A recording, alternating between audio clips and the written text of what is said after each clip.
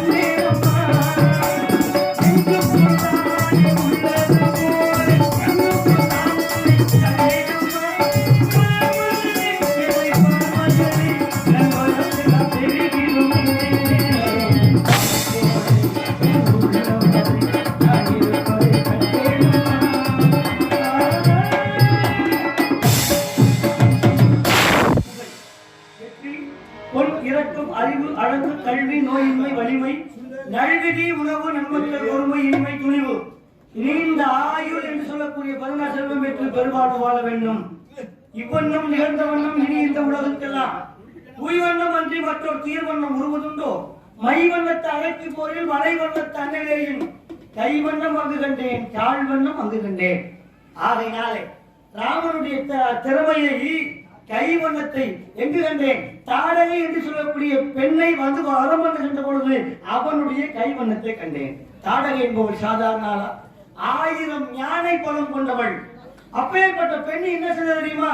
என்ன மாதிரி முடிவுகள் எல்லாம் தவம் இருக்கின்ற பொழுது, யாகம் வளர்க்கின்ற பொழுது சிறுநீர் அடிச்சு அந்த புலியை மறைச்சிருக்கான்.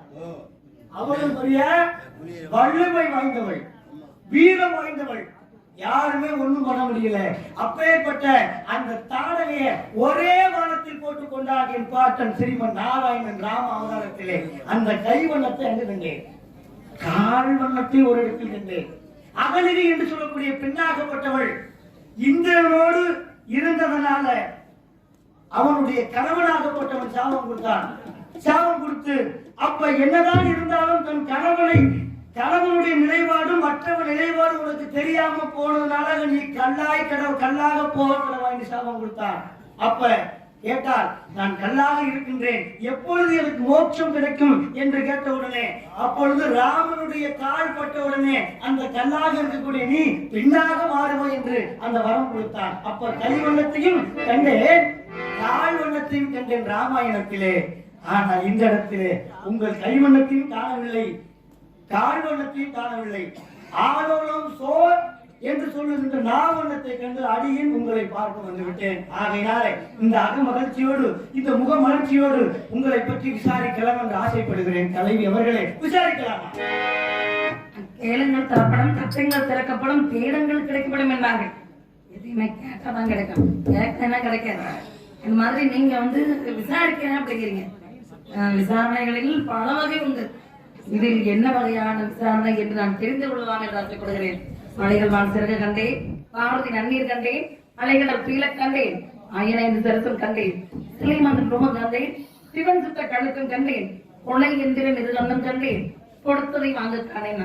ஏன்னா இப்ப ஒரு மனசுக்குள்ள என்ன இருக்குது அப்படிங்கறத வந்து கண்டுபிடிக்கிற அளவுக்கு தெரிஞ்சுக்கிற அளவுக்கு வல்லமை பெற்றவர் தாங்கள். அனிமா மகிமா லகிமா கரிமா பிரகாமியம் பிராப்தி ஈசத்துவம் அஷ்டமாசித்த கலை கற்றவர். நடந்தது, நடக்க போவது, நடந்து முடிந்தது, முக்காலத்தி வந்தவர். உலகத்துல உங்களுக்கு தெரியாத எதுவுமே கிடையாது. கிரேதான் பாமரா கலியுகம் என்று சொல்லக்கூடிய 4 யுகத்தில் இருந்தவர். சின்னஞ்சிறியவள், உங்களுடைய பிள்ளை போன்றவள். என்னை பற்றி தங்களுக்கு தெரியாது இருக்க நியாயம் இல்லை. இருப்பினும் விசாரிக்கணும் அப்படிங்கிறீங்க. அதை நான் என்ன விசாரணை இப்படி தெரிஞ்சுக்கலாமா சாமி? எல்லாமே எனக்கு தெரியும் என்று நீங்கள் சொல்லுகிறீர்கள், நான் ஒப்புக்கொள்கிறேன். சரி, இந்த நாட்டில் எனக்கு மட்டும் கிடையாது, எல்லோருக்கும் எல்லாம் தெரியும். ஆனா தெரிந்திருந்தால் ஏன் உழைக்கிறார்கள்? ஓடி ஓடி ஓடி ஓடி உட்கலந்த சோதியை நாடி நாடி நாடி நாடி நாட்களும் கழிந்து போய் வாடி வாடி வாடி வாடி மாண்டு போன மாந்தர்கள் கோடி கோடி கோடி கோடி எண்ணிருந்த கோடி என்ன. இந்த உலகத்திலே மனிதன் பிறந்து விட்டால் இறப்பு என்பது எல்லோருக்குமே தெரியும். உண்மையா இல்லையா? பிறப்பு என்றால் அடுத்து இறப்பு. ஆனால் எல்லோருக்கும் அது தெரியும். தெரிஞ்சிருந்து ஏன் நாய் எப்படி பாடுபடுமோ அதுபோல் எதற்காக பாடுபடுகிறார்கள்? அப்படி என்றால் உங்களை போன்றவர்களுக்கு இல்லையே. பிறந்த பிறவியை எதற்காக பிறந்தமோ அந்த வேலையை செய்ய வேண்டும். அப்படி என்பதற்காகத்தான் சொத்து சோகம் வீடு வாசம் ஆடி மன கோடி கோபுரம் எவ்வளவு இருந்தாலும் இன்னும் வேண்டும் வேண்டும் என்று ஆசைப்படுவதற்கு காரணம் போகும்போது கொண்டு போறதில்லை, பிறக்கும் போது கொண்டு வரவில்லை. இதையெல்லாம் தெரிஞ்சிருந்தும் இதற்காக அதை உழைக்கிறார்கள், அதை பிழைக்க வேண்டும் என்று ஆசைப்படுகிறார்கள். தெரியுமா? பிறந்த பிறவிக்கு அந்த பலன் கடமை என்று ஒன்று இருக்கிறது. பிறந்துட்டோம், நல்லா சாப்பிட்டோம், இறந்தோம் என்று இருந்தால் நாம் பிறந்ததுக்கு அர்த்தம் இல்லாமல் போய்விடும். நமக்கு பின்னாடி வருகின்ற வாரிசுகளுக்கு நம்ம சம்பாதிச்சு வைக்க வேண்டும் என்றுதான் இந்த மனிதர்கள் பாடுபடுகிறார்கள். அப்ப கடமை ஒன்று இருக்கிறது அல்லவா? அது போல நான் என்னதான் தெரிஞ்சிருந்தாலும் எனக்குன்னு சில கடமைகள் இருக்கிறது. அந்த கடமைக்கு நான் கட்டுப்படணும். அதனாலதான் தெரிஞ்சிருந்தாலும் பெரிய மனுஷன் ஒரு சிலர் வந்து பெரிய மனுஷன் என்ன அவனுக்குள்ள சும்மா ஒரு பெருமைங்க போர்வையை போத்திக்கிட்டு அவனுக்குள்ள இருக்கிற எண்ணமும் புத்தியும் செயல்பாடும் அத்தனைகளும் சீர்மையாத்தான் இருக்கும்.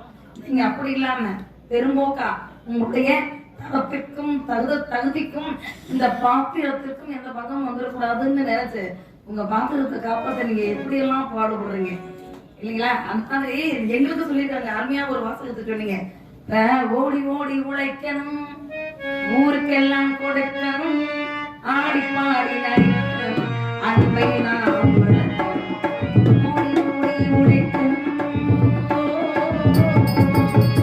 இந்த மாதிரி ஓடி ஓடி உழைக்கணும் நீங்க சொன்னீங்க. ஆனா நீங்க உழைக்கிற உழைப்பு வேற, நாங்க உழைக்கிற உழைப்பு வேற. இருந்தாலும் சும்மா உட்கார்ந்து கூடாது, தலையில தூக்கணுமே. நம்ம வேலையை நம்ம தெரிஞ்சீங்க தெரியாதுங்க. எங்க ஆளுகள்ல ஒரு சிலர் வந்து வேலை செய்யணும் வேலை செய்யணும் சொல்றாங்க, ஆனா செய்ய மாட்டேங்கிறாங்க. அடுத்தவங்களை செய்ய வச்சு வேடிக்கை பார்த்து அதே பாதி எப்படிங்கிட்டு அனுப்புறாங்க. ஒரு சில ஆளுகள் சொல்றாங்க, எல்லாருக்கும் அது மாதிரி இல்லை. அப்போ பெரியவங்க சொன்னாங்க, கண்ணார காண்பதுமே காதார கேட்பதுமே தீர விசாரிப்பதே கேட்ட அடிப்படையில நீங்க விசாரிக்கணும் அப்படிங்கிறீங்க. இது மாதிரி இருந்தாலும் நீங்க எல்லாம் பெரியவங்க, இல்லாத விளக்காது அல்லாம குறையாதுக்கு இல்லாம வலிக்காதம்பாங்க.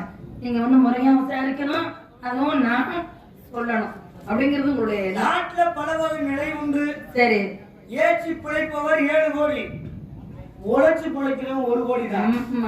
ஏன்னா அதனால நான் ஏற்றி பிழைக்க வரல, உழைச்சு உங்களை எப்படியாவது உயர்த்தலாம் என்ற நோக்கத்தோடு வந்திருக்கேன். கண்டிப்பா உழைத்து வாழ வேண்டும், பிறர் உழைத்து வாழ்ந்தாரே. உழைத்து வாழ வேண்டும், பிறர் உழைத்து வாழ்ந்தாரே. சிரித்து வாழ வேண்டும், பிறர் சிரிக்க வாழ்ந்தாரே. உழைத்து வாழ வேண்டும், பிறர் சிரிக்க வாழ்ந்தாரே. பிறர் உழைப்புல வாழணும்னு நினைக்கல, பிறர் உழைப்புல எங்க ஆளுங்க வாழ்றாங்கன்னு ஒரு சிலர் சொல்லுவாங்க. இப்ப நாங்க உழைச்சுதான் வாழணுங்கிற ஒரு வைராக்கியத்தோட இருக்கோம். எங்க அப்பா காவல் பார்க்க சொல்லியிருக்காரு, எனக்கு தகுந்த வேலையை சொல்லியிருக்காரு. அந்த வேலையை திறம்பட செய்யணும் அப்படின்னு நாங்க நினைக்கிறோம். திறம்பட செய்யணும் அப்படின்னா அந்த திறம்பட செய்யணும்னு நினைக்கிற எண்ணம் நிறைவேறணும் அப்படின்னு நீங்க முழுமையா ஆசைக்குன்னா நிச்சயமாக நிறைவேறும். அதோடு நான் சொல்லக்கூடிய வார்த்தை கேட்ட இன்னமும் உங்களுக்கு முக்தி கிடைக்கும் மோட்சம். சுவாமி ஏன்னா மூத்தோர் சொல்லும் முதிர்நெல்லிக்காயும் முன்னே துவக்கும் பின்னே இனிக்கும்பாங்க. நீங்க சொல்றது அதான் அடிக்க சொல்லுங்க, அழுக சொல்லுவேன். அவன் கண்டிப்பா சிக்கல்ல மாட்டி விட மாட்டான், தெரிஞ்சிருவான். சிரிக்க சொல்றான் பாருங்க, அவன் வந்து சீரழியிட்டு விட்டுட்டு போயிருவேன். ஆனா நீங்க பெரியவங்க எதா இருந்தாலும் ஏன்னா சமுதாய சீர்திருத்தவாதி, நீங்க பொது நல தொண்டன்னு ஒரு பேர் இருக்கு. இப்ப உங்களுடைய பிள்ளை மாதிரி நல்லா இருக்குங்கிற எண்ணம் உங்களுடைய மனசுல இருக்கும். நல்லவைகளாக இருந்தா கண்டிப்பாக அதை நான் ஏற்றுக்கொள்கிறேன். ஏதேனும் என் மனதிற்கு சிறு ஐயம் ஏற்பட்டாலும் உங்களுடைய மறுத்து கேள்வி கேட்பேன், தாங்கள் அதற்கு பதில் சொல்ல தயார். அந்த உரிமை உங்களுக்கு உண்டு. கண்டிப்பாக கேளுங்க சுவாமி. நான் சொல்லக்கூடிய வார்த்தையிலே குற்றம் இருந்தாலும் சரி, பிழை இருந்தாலும் சரி, கருத்திலே தவறு இருந்தாலும் சரி, நாங்களே இப்படி சொன்னீர்களே இது தவறாக தெரிகிறதே அப்படின்னு கேளுங்க சொல்ல கடமைப்பட்டிருக்கிறேன். எல்லாத்தையும் கேட்க முடியாது. எதாவது எங்க கேட்கணுமோ அவங்க எல்லாத்துக்கும் மனுஷனுக்கு தேவைதான். சாராயமும் தேவைதான், சாப்பாடும் தேவைதான், நஞ்சும் தேவைதான், கோழி குஞ்சும் தேவைதான் மனுஷனுக்கு. ஆனா எல்லாத்தையும் கேட்க முடியுமா? இப்ப நகைக்கடையில போய் சாராயம் கேட்க முடியுமா? பலசர கடையில போய் கேட்க முடியுமா? நகை கேட்க முடியுமா? அப்ப எது இடம் பொருள் ஏவல். முதல் இடம், இரண்டாவது அந்த இடத்திலே பொருள் இருக்குமா என்று உணர வேண்டும், பிறகு ஏவல் செய்ய வேண்டும் என்றால் அந்த வகையிலே நான் பெரிய மனுஷனாக இருந்தாலும் உங்களை எப்படி கேட்கப்படும் தெரியுமா? மண்டு விழி கற்கண்டு மொழி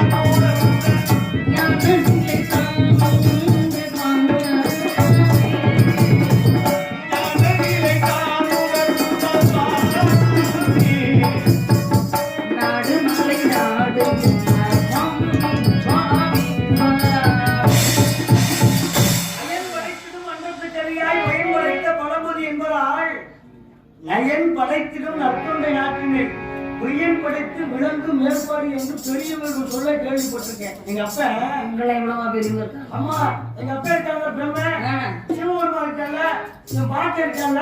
இருந்தாலும் எது எங்கே எப்படி நடக்கிறது என்பதை தாங்கள் தானே அங்கு சென்று எடுத்து வைக்கிறேன். இருந்தாலும் பெரியவர்கள் தான், சிறியவர்கள். அப்போ உங்க வாயாலே நீங்க சின்ன அவர்களுக்கு நான் சிறியவன் தான், ஆனா உங்களோட நான் பெரியாரு. வைத்தியிலும் சரி, அனுபவத்திலும் சரி, உங்களை விட நான் பெரியார். ஆனா அவர்களுக்கு நான் பெரியார் அல்ல. ஏன்னா தொண்டன் தானே. கடவுள் பெரிதா தொண்டன் பெரிதா என்றா கடவுள் தான் பெரிது. இல்லை சுவாமி, அது மட்டும் தவறு. எப்படி? பகவான் பெரிதா பக்தன் பெரிதா என்றால் பக்தன் தான் பெரியவன், பகவான் பெரியவன் அல்ல. பெரிது புவனம் பெரிது. புவனமோ நான்முகன் படைப்பு, நான்முகனோ கரியமான் உந்தியில் வந்தோம், கரியமானோ அலைகடல் துயர்ந்தோம், அலைகடலோ குறுமுனி அமுதியில் அடக்கம், குறுமுனியோ கலசத்தில் வந்தோம், கலசமோ புவியில் சிறுமம், புவியோ ஆப்பனுக்கு தலைவா, அரவமோ உமையவள் சிறுவிரல் மூர், உமையோ இறைவர் பாகத்து ஒடுக்கம், இறைவரோ தொண்டர் பாகத்து ஒடுக்கம், தொண்டர்தம் பெருமையை சொல்லவும் அறிவே.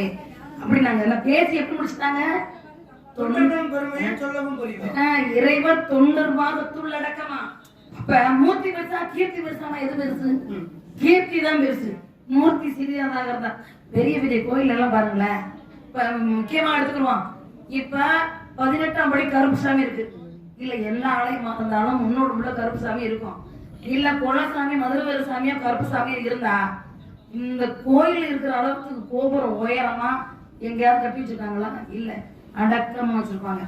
ஏன்னா அவர் நின்று இப்படி எதுவும் பூமியை பார்த்தவாறு நேரா வச்சிருந்தாங்கன்னா பூரா அடிச்சு போயிருவான் முன்னாடி இருக்கிறதெல்லாம். அதனால அவர் சிறியவராக இருந்தாலும் கீர்த்தி பெரிதாக இருக்கும்.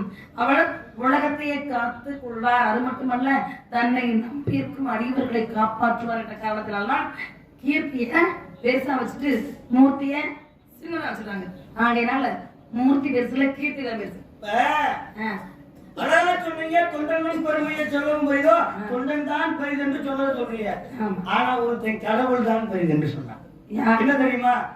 தாயும் இருந்தென்ன, தந்தையும் இருந்தென்ன, தன் பிறவி உறவு கோடி தன்மொழி குவிந்தென்ன, கனவேர் எடுத்தென்ன, இந்த தாரணையும் ஆண்டும் என்ன, சேர்கள் இருந்தென்ன, உருவாய் இருந்தென்ன, சீடர்கள் இருந்தும் என்ன, சித்து பல கட்டதென்ன, நித்தமும் விரதங்கள் செய்ததென்ன, நதிகள் எல்லாம் ஓயாது மூழ்கினின் என்ன பலன், ஒருவேளை என்று தடுக்க உதவுமோ இந்த உறவு எல்லாம் சந்தை உறவு என்றுதான் முன்னிருப்பாக முடித்தன. பாருங்க, தாய் இருந்தன, தந்தை இருந்தன, தன் பிறவி உறவு கோடி தன்மலை குவிந்தன, மலமாய் எனக்கு உறவு இருந்தன, நான் பேர் எடுத்ததுக்கு.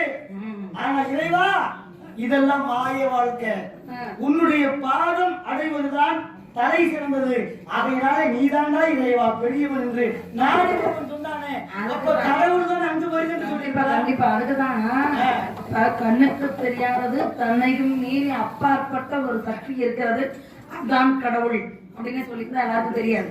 அந்த காலத்துல வந்து இயற்கை பஞ்சபூதங்களை வழிபட்டாங்க, அதுக்கப்புறம் தான் இறைவனை வழிபட்டாங்க. அதுக்குதான் இந்த பாடல்ல ரொம்ப சாதாரணமா புரியுற மாதிரி, இறைவன் படைத்த உலகை எல்லாம் மனிதன் ஆளுகிறான், மனிதன் வடித்த சிலையில் எல்லாம் இறைவன் வாழுகிறான், இறைவன் வாழுகிறான்.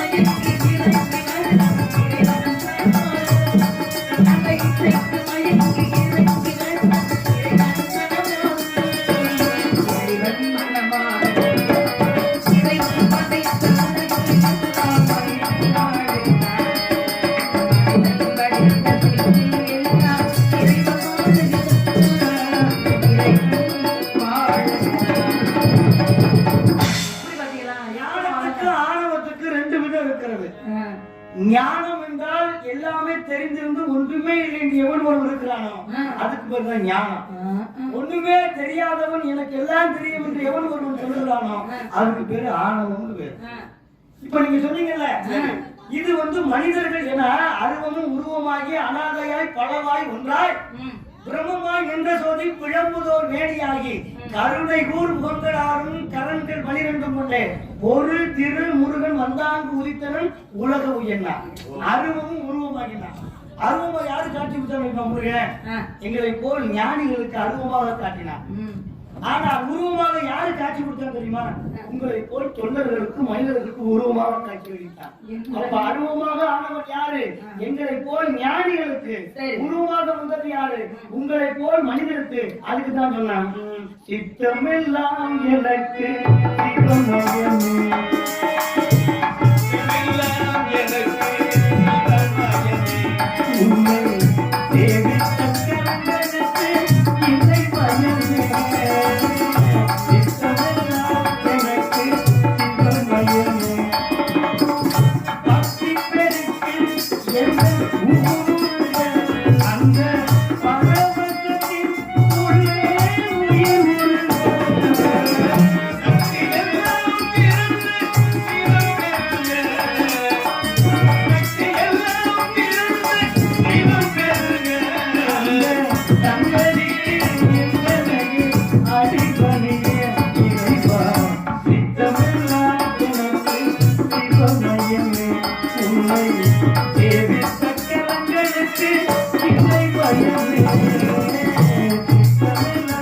எனக்கு சிவமயமே இறைவா.